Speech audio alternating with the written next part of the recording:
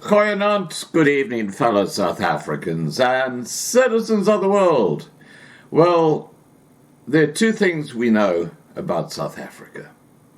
One is that the fish rots from the head, and from Ramaphosa down all the way through to the lowest level of ANC cadre deployment in South African municipalities, there is corruption taking place on a huge scale. And the second thing we know is that if you stick your head up and expose that corruption, then you're likely to be visited by a professional hit mob who are paid by members of the ANC to kill political agitators, whistleblowers, and political opponents in South Africa. That's the reality. It's a gangster state. It's a mafia state. Just get over it. And I have the proof. And this is a lady that we're going to try and get on for a live stream here on Loving Life in the near future. And when I say near future, you'll understand why there is some urgency about getting her on. This is a post that she has put into her Facebook page. And it reads as follows. By the way, her name is public, so I'll say what her name is. It's Patricia Morgan-Mashale. And it reads as follows. And this, by the way, this post was only put up within the last 24 hours. It says, to President Cyril Ramaphosa. So this is how we are going to roll, Mr. President. Hitmen tried to kill me tonight, and we both know who are behind this second attempt on my life. Let me put it on record now for the whole world to know. I have been pleading with the President of South Africa, Cyril Ramaphosa, for protection as a certified whistleblower. I blew the whistle on massive corruption in the South African police service, implicating Minister Bheki Cele, the Shladi Mutseneng of the South African political ministry. And she says, I do have proof, documentary proof. South Africa and the global world, should anything happen to me, please put it right in front of the door of Mr. Cyril Ramaphosa. Arrest him and charge him with my murder, because he will be an accomplice in my assassination. Should anything happen to my children or any of my family members, please arrest and charge Mr. Cyril Ramaphosa, because he would have killed my family. I am not going to be bullied by cowardly hitmen. I will not die in vain like Babita Deokaran. I already provided all my documentary evidence to media houses, and there are reporters who are instructed to release everything in the public interest, should anything happen to me. Bheki Cele, the National Commissioner of the South African Police Services, top management of the Secret Service, Africa, crime intelligence, are all heavily implicated, and all the evidence are with the reporters ready to be released. On the 14th of October 2021, my phone had been unlawfully seized on instructions of the SSA to access my files. I'm still waiting the report from the Office of the Inspector General of Intelligence into that investigation that was conducted by Noma Buthelezi, appointed by Mr. Dintwe, the former Inspector General of Intelligence. Noma has disappeared after she informed me that Zizi Kodwa issued instructions that my phone be seized. I called Zizi Kodwa and confronted him about this. The agents of SSA, Justice and Tabiso informed me that they got instructions from President Cyril Ramaphosa to get information from me regarding ministers in his office.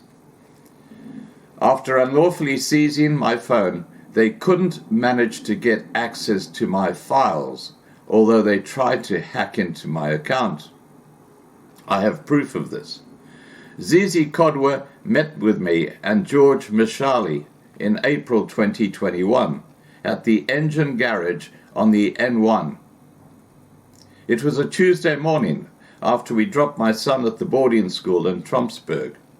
He informed George Mashale that he was sent by Cyril Ramaphosa to get information on ministers in his office who wanted to sabotage him.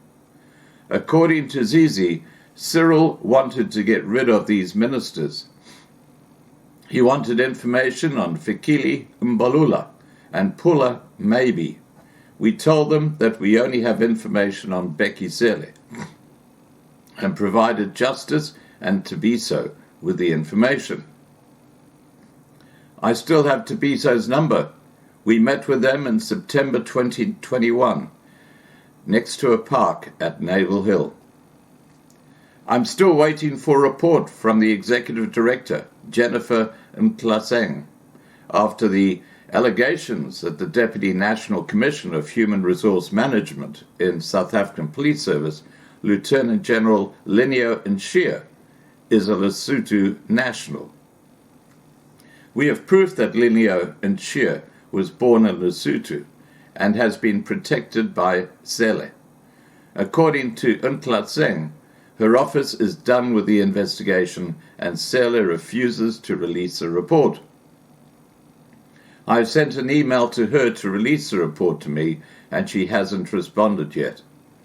2 weeks ago, Cele sent an investigator of IDIP to George Mbatu, who initially blew the whistle on Njele, on which the signature of Thuso Kifelakake, the chief inspector of IPID's signature, was forged. He called Mbatu and confirmed that was not his signature on the second paragraph of the report, stating that Lineo Nshia was born in Matatiele. I have details of this investigator of IPID and Thuso Kifelaki, who advised Mbatu to go and open a case against her.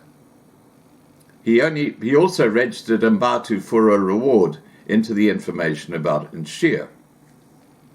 You only get rewarded if your information was confirmed, meaning that Nshia is indeed from Lesotho and Cele is hiding the report that would probably be classified like all other previous damning reports implicating him. All along they claimed that Nshia was born in Welkom. Now all of a sudden it's Matatiele. I have a list on Lesotho nationals who were appointed as senior officials in the South African police services by Nshia. I have a confirmation letter by Department of Home Affairs that their ID numbers do not exist on the Home Affairs system. All of their appointments were signed by Nshia. Lineo Nshia's birth name is Lineo Nkoa. Apparently she married a man with the surname of Nshia, but there is absolutely no information about him anywhere. She recently also appointed her sister as a brigadier at South African Police Service head office. Her daughter, who is also a captain in South African Police Services, receives a monthly stipend from SAPS as an intern while she was a full-time student at the University of Cape Town. She never reported anywhere at any workplace in the SAPS as required from the interns. Nshia used SAPS as INSFAS for her daughter and appointed her as warrant officer immediately after she completed her studies. They later issued an official letter stating that she was an intern in Cape Town, but they never specified where because it was a blatant lie. A criminal case opened against Lineo Nshia for this fraud, but IPID never investigated the case. Bheki Cele made sure of that. I have the case number. I have confirmed information that the suspended provincial head of the Free State Crime Intelligence is a Zimbabwean national. She is the one who told the former Inspector General of Intelligence that they only appoint their children in crime intelligence because they are of better breed and trustworthy. She was arrested along with the former National Commissioner Kogomotso Falani for defrauding the South African Police Service, or SAPS, of 54 million rand. She is on suspension with full salary and the laptop and cell phone of crime intelligence, meaning that she still has full access to the information of our state security. Her brigadiers in Free State are staying in state-owned houses and are utilizing the vehicles of Secret Service for their own personal use and also claim travel expenses from the state. Mashale was previously the National Head of Crime Intelligence, responsible for security clearance. She afforded security clearance to all these criminals in crime intelligence. She was deployed to Free State after she was arrested for corruption with Falani. Major General Agnes Mashale's birth name is Agnes Mojo. She married the provincial head of communications in Free State, Brigadier Motansi Mashale. On the 1st of November 2022, I received an SMS from GEPF at 7:21 in the morning, outside GEPF office hours, confirming of my application of withdrawal of my pension. I contacted GEPF because I never applied for withdrawal. They confirmed that they received my application from the South African Police Service with all required documents attached, even the bank confirmation form that must personally be taken to the bank by the applicant. All the documents are certified and signed. Questions. 1. Who in South African Police Service submitted my application to GEPF without my knowledge and consent? 2. How did they get copies of my documents, and how was it certified without my original documents? 3. Who went to the bank to confirm my banking details, since only the bank account holder can confirm banking details? 4. Since when does GEPF operate outside office hours? My application was captured at 7:21 a.m. Answer. Lineo Nche is a Deputy National Commissioner of Human Resource Management in the South African Police Service, and she is on the Board of Trustees of GEPF. She has access to both GEPF and South African Police Service information. Cele called me in April 2022 after I exposed him on Power FEM and informed me that he wasn't aware of my situation. He asked if we could meet in Pretoria on his return from Cape Town. He said he will arrange my travel and accommodation to Gauteng on condition that I go alone. I told him that he is a minister of lies, since I reported corruption to him in 2009 when he was still a national commissioner. He also hid that report and promoted everyone I implicated in corruption. I told him I will meet him on my terms and conditions in Bloemfontein, where I feel safe and secure. He never called me back on that Wednesday as promised. Why did he want me to go to Gauteng alone? I still have proof of that call, date and time. This is the kind of corruption that Cyril Ramaphosa and Bheki Cele doesn't want the world to know. So the obvious choice is to get me killed. Whoever ordered the hit on me, it's on Ramaphosa's head. So, Mr. President, keep your protection and keep on protecting the criminals and yourself for political gain. If I die, your political ambitions die with me. I will keep on exposing you in public. Cele refutes the claims that cadres have been deployed in South African Police Service and crime intelligence in his interview with Enka.